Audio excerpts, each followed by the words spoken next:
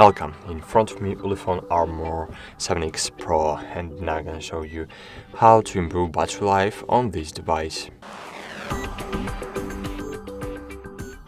So your battery is very great, but sometimes we need to improve it.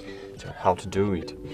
First, you need to disable all unnecessary features on the device, like mobile data if you're using Wi-Fi, or the Wi-Fi you need to disable if you're using the mobile data, because when both of them are enabled, both of them reducing your battery performance. So disable Bluetooth, disable one of the network connection, disable location services, NFC.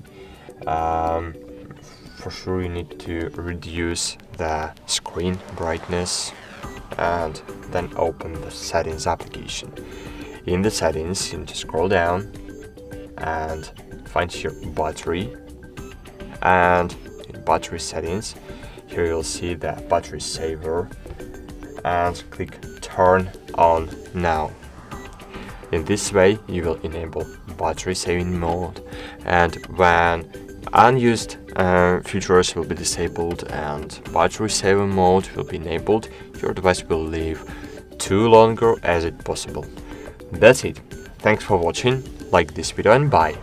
See you.